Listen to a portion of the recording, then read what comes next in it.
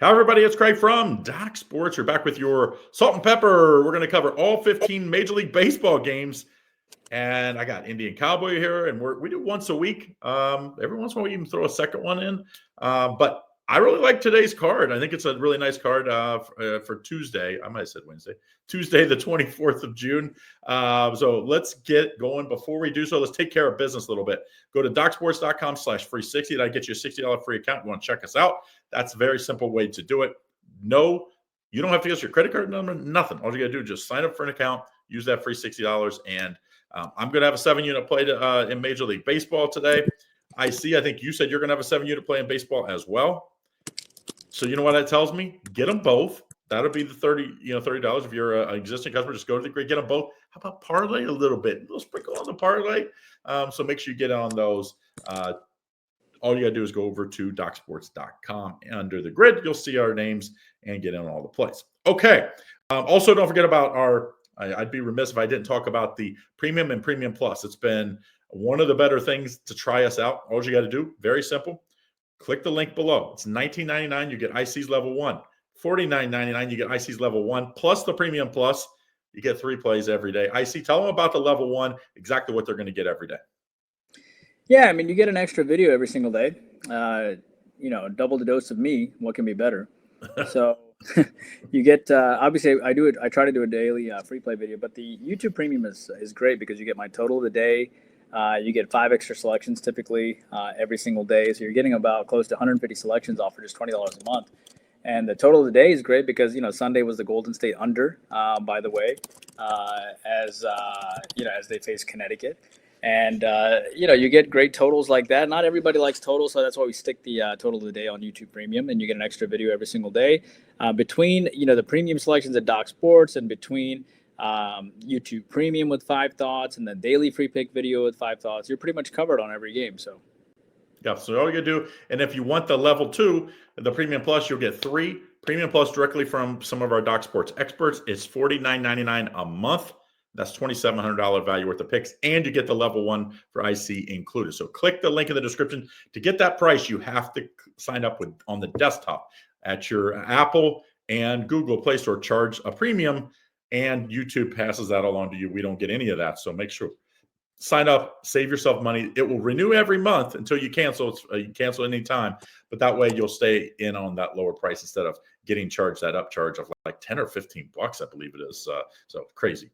All right, let's kick us off here. Free Major League Baseball play kicking us off 6:30 time Eastern time. Starting this Orioles -124, total 10 against the Rangers here. I was a little surprised that the Orioles are favored in what has not been a good year for the Orioles. What do you think here, IC? Well, they did win 6-0 today. So, they come into this game. Now Texas rolls into this game having lost back-to-back games. And Texas is 3 games under 500. They can ill afford to, keep losing ball games. Baltimore's 10 games under 500, but the odds makers have not been afraid of putting them as a favorite. But that's been pretty consistent. Even when they had a really bad record, they've been putting them as a favorite. And ever since around late May, they've turned it around. So this is a situation where the odds makers knew exactly what they were doing. They've always thought highly of this team. They were 10 games under 500, coming off a nice win yesterday. That game went under 9, and this one is slated at 10. You have Latz and Morton here. Latz rolls in here. He went 5 innings, 3. It's 1 run against Kansas City. He comes off of a loss in this game. Has he faced Baltimore this year? He hasn't. He's typically a relief pitcher, but he actually pitched really well in the last game against Kansas City. He was a -122 favorite, and he fell short. I think they're expecting him not to duplicate that start. And you have Charlie Morton here, who's obviously was with the Braves a long time, came over to the Orioles. As he faced Texas this year, he has not. And he was phenomenal against Tampa Bay. 6 innings, 6 hits, 1 run. He was great against the Angels, and the Angels are a feisty team. He went 5 innings, 5 hits, and no runs. He had 10 strikeouts in that game, too. He did great against the Cardinals. I mean, to be quite honest with you, yes, he has a 5 ERA, but his last 4 of 5 starts has been phenomenal. He hasn't given up a home run in his last 4 starts as well. And if you're going to ask me if I'm going to take, Charlie Morton or, Latz here, who's still at the end of the day a relief pitcher, he did have a great start against Kansas City. But how much do we really know about this guy, and how much do we really trust him? I think he's pretty good. But I hate to go against Texas after they come off back-to-back losses as well. So to me, it's either the Orioles or the over. I got to go with the over, man. I just can't go against. I can't go against Texas off back-to-back losses because I think they're going to be motivated. I also don't trust this young Lats, and I also don't trust Morton fully, just because with Texas coming off back-to-back losses, it's hard for me to ignore that. So I'm going to go with the over. I like the total being at 10. All right, so at the 6:40 hour, you get Toronto versus Cleveland here. Interesting game here. You have, I don't think these two, is this the first game that they're facing each other? They are. Yes. It's the first game of the series. Toronto rolling in here, coming off a loss to the White Sox. In fact, they lost 2 of 3 to the White Sox. So they're probably going to be a little pissed. And then Cleveland rolls in here, beating the A's in the last 2 of 3 games. So Lauer and Allen here. What do you like? I mean, this Toronto team, I kind of buried them, to be honest. And in the last month and a half, they've played great baseball. They went from, I think 7 or 8 games at one point below 500. Now they're, 4 or 5 games above 500. Cleveland team that they win every game close. So, if you play Cleveland, man, you have to hold on to your hat because every game seems like a 1-1 game one way or the other. To me, I know Lauer, he's only started 4 games. He's usually in the bullpen, but his 4 starts, he's 3-1 in those starts. He's been pretty good. You don't expect him to go past the 4th inning, but this Toronto bullpen's been okay. I'm going to take Toronto here. I just think they have a little bigger margin of error. Their offense is a little better, in my opinion. And I know Cleveland's better at home, but I still think Toronto minus 110. I think they're the play in this one. Now I see the next game for you. I got the Detroit Tigers, Lenny's Detroit Tigers, that is, and the ace Cy Young winner, if they ended the year right now, is definitely in the AL is Tyler Skubal, 2.06 ERA, big favorite, minus 290, total 7. How do we find value in this game here? Well, I'm fascinated, first of all, that this total is at 7. So you have the A's rolling in here, losing the last 2 games, 2-4 and 0-3. The A's are actually playing really well, and it kind of went understated that they swept the Royals not too long ago. They took 3 of 4 from an Orioles team, or they took 2 of 3 from the Orioles. They took 1 of 3 from Houston, and they actually are playing pretty well right now, to be honest with you. Losing some tight games. Detroit rolls in, of course, beating Tampa Bay 9-3 and avoided getting swept. 19 games above 500.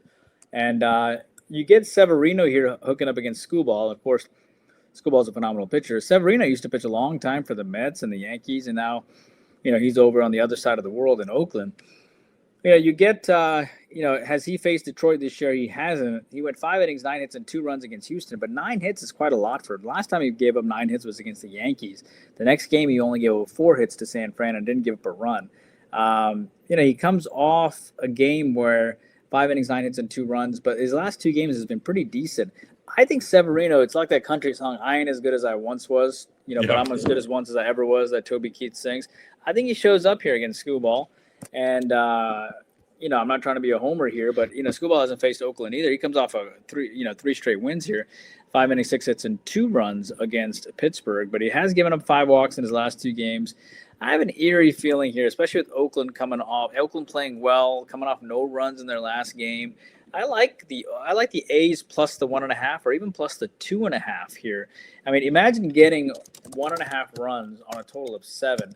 You're basically getting 21% of the run total before the game starts. I imagine getting 2.5 on 7. You're getting 36% of the run total before the game starts. So I'm going to go with the A's plus the 1.5 or even plus the 2.5 if this line goes way up. All right, so we're moving on to my Bravos here. They won a tight one, 3-2 today, and this is interesting because the Braves just keep pounding the Mets. They've now beat the Mets 4 straight games. The Braves are only 5 games under 500. They lost 2 of 3 against Miami, and they were probably ticked off. The Mets are just, they were so hot for so long, and now they're still 13 games above 500, but they find themselves having lost 9 of their last 10 games. We have Strider and Montes Jr. on the mound here on a total of 9. What do you think?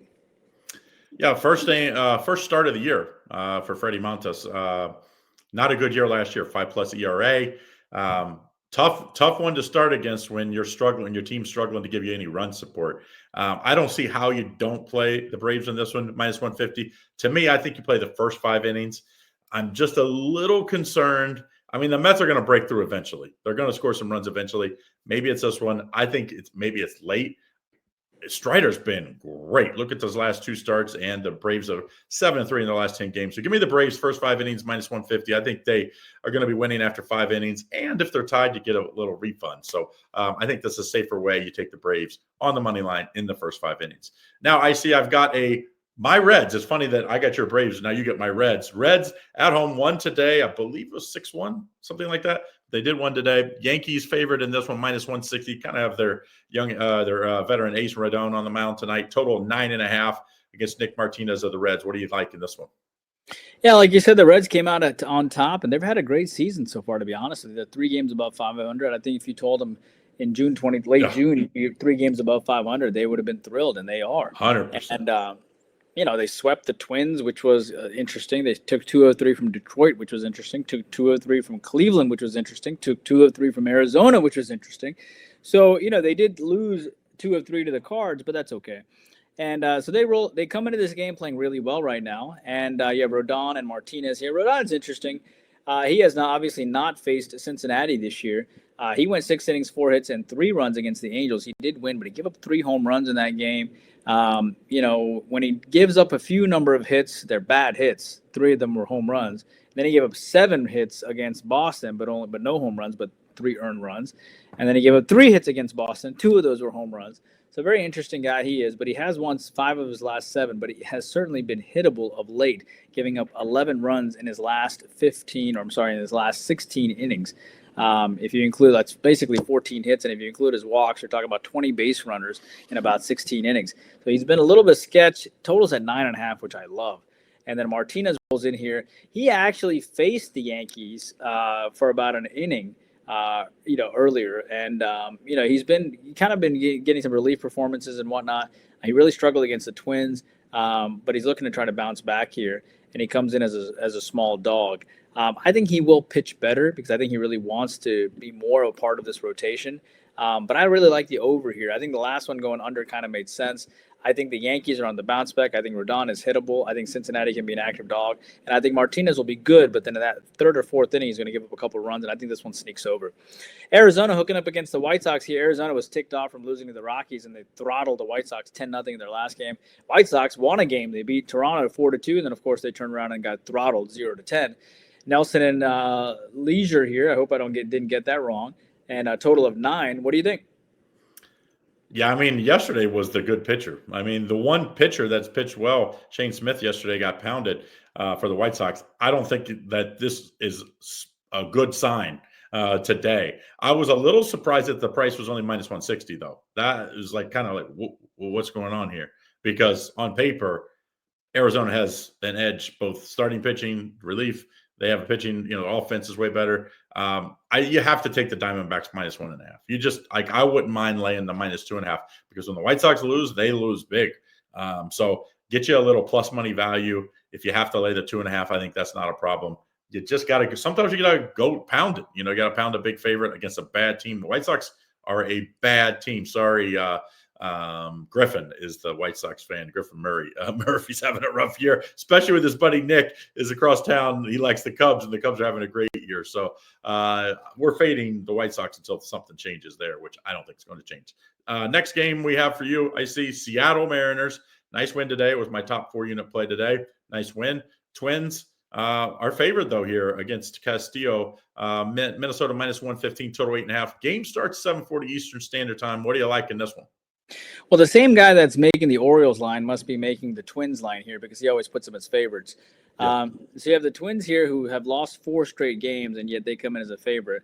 Not to mention they're 4 games under 500 now. You have Seattle's actually playing really good baseball now. There's no doubt that since around early part of June, they've actually been playing mid part of June. They've been playing really good baseball. They put up 9, 7, 14, 11 runs of late. They put up 8 runs and then 1 run. They put up at least 7 runs in their last 5 of 6 games. They've been playing good baseball. And you have Castillo and Paddock here. Castillo rolls in here. He has not faced Seattle this year. He went 6 innings, 3 hits, and 3 runs. I like the fact that he comes off of a loss. He pitched pretty well against Cleveland, 2 earned runs. He was great against Minnesota. Actually, he did pitch against Minnesota. He went 6 innings, 4 hits, and no runs. So Minnesota has revenge against him here. He has given up 7 home runs in his last 3 starts. This total is sitting at 9 here. You have Paddock here who rolls in, who I think faced Seattle early this year, 8 innings, 4 hits, and 1 run, and 10 strikeouts, and he lost. He comes off a 5-inning, 6-hit, 4-run game in his last game against Cincinnati. He did win, but he's given up 12 runs in his last 9 innings. I'm a little startled at the fact that this total is only at 8.5 as well. I This is the worst 2-game stretch that Paddock has had. The Mariners the Twins come into this game having lost 4 in a row. And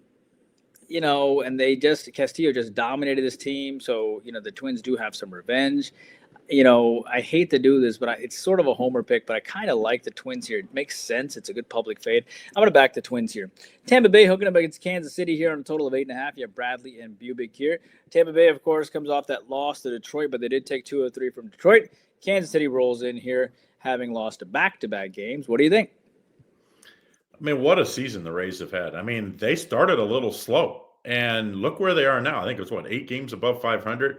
A team that's been they're only giving up 3.86 runs per game, which Kansas City's only allowing 3.6. The difference, Tampa Bay is scoring at 4.7, and KC is one of the worst in the league, just 3.3 runs per game. I don't know how you don't take the plus money here with Tampa Bay. If Tampa Bay gets 3, I think they win. Yes, there's a starting pitching edge for Kansas City. Is it minus 140 good? No, I don't think so, because Kansas City doesn't give any run support. Give me Tampa Bay Rays plus 120. Sometimes you just have to look at the teams that are just consistently scoring more runs, and it's not like they're a bad pitching group as well. Give me the underdog here with the Tampa Bay Rays at KC to start this series. Next game for you, we got the Pirates and the Brewers. Pirates got a nice big upset win today. Brewers minus 205, and this one total 7.5. 7:40 start. Interesting game. That team won that easy yesterday, and now this big of a favorite. I do understand they have a big starting pitching edge. Yeah, the Pirates come off back-to-back wins, which is great. The last time they had a little streak, they did put 4 in a row together. But after that 4 in a row, they haven't had many back-to-back wins all year. Coming off a nice 5-4 win, like you're talking about, as a 143 dog. They roll in here as a plus 170 dog. Milwaukee rolls into this game having lost, but they were playing pretty well. They had won 4 in a row. They swept the Twins as well. Before that, you have Haney here hooking up. And, Haney, as he hooks up against these Brewers, he has a 3.95 ERA. His start against Detroit was interesting. He went 4 innings, 8 hits, and 7 runs. That's bad. He had gone 6 innings, 4 hits, 3 runs against the Cubs. The 7 runs is his worst start he's had all year. And typically he had a bad start against Arizona, 5-8-5, 5 innings, 8 hits, 5 runs. But then he bounced back decent with 5 innings, 2 runs against the Padres. He's going to be on the bounce back today. I expect him to pitch well. But at the same time, you have Peralta, who rolls in. 85% is riding Milwaukee on the bounce back. You have Peralta, who rolls in, winning back-to-back games, but he went 4 innings, 5 hits, and 1 run against the Pirates, and he lost to the Pirates early this year. He pitched really well against the Cubs and the Cards, but he has not won 3 in a row all year as well, so keep that in mind. I think he gets hit today. I know he has a little revenge against the Pirates, and he could pitch well. But I got to tell you, I'm surprised here with Haney coming off his worst 2-game stretch, right? I actually think he pitches relatively well today. He held the Phillies to 1 run, 5 innings, 4 hits, and 1 run. That's hard to ignore. He held Cincinnati 5 innings, 3 hits, 1 run. There's a lot of value here. I'm going to back the Pirates here plus the 1.5 or even plus the 2.5 if you can get a decent line. Cubs hooking up against the Cardinals here. I was actually backing the Cubs, and they got throttled today 2-8 against the Cardinals. The Cardinals roll into this game.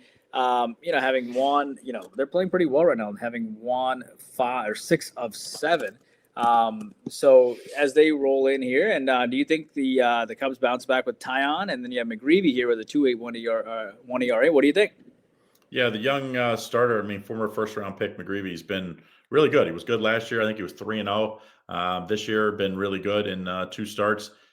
I think you take them. I think the Cubs are I thought the Cubs were playing above their head for the first 3 months of the season. I think we're going to start to see a little regression. It's not like they're going to be a terrible team all of a sudden. Heck, look where they're at in the standings. But St. Louis at home is a beast. On the year, they're 25-15 at home. On the road is where you got to get them. But I think the young McGreevy will keep them in this. And I think the Cardinals bats will show up again. Give me the Cardinals here. I see them all over the place to shop this line, minus 105 all the way down to minus 102. So make sure you shop that line around. But I think this Cardinals team, these are rivals. They're going to be a big, a lot of Cubs fans make that the Mecca to go to St. Louis. I think you're going to have a big crowd, but I think St. Louis finds a way to win. Really good game for UIC. I think 2 teams that could make a run in the postseason. The Phillies right now are the underdogs in this one. So I was a little surprised, especially at the price. Houston minus 140, total 7.5. What do you like in this one? I think it's a bad situation for the Phillies because they come in beating the Marlins, 3 or 4 games, and beating the Mets 2 or 3 games. I don't think they've been challenged lately in this of late. And they come in here facing Houston here, who's going to get excited to face the Phillies, the pride of the National League. And Houston comes in 12 games above 500. They beat the Angels in 2 or 3, which is pretty impressive. And they've actually been playing pretty well. I can see why Houston's actually favored here. Suarez with a 2.21 ERA, the guy probably is thinking, "What do I got to do to be favored in a ball game?" But he went 7 innings, 4 hits, and 1 run against the Marlins. He went 7 innings, 5 hits, and no runs against Toronto. He faced Pittsburgh. He dominated the Pirates as well.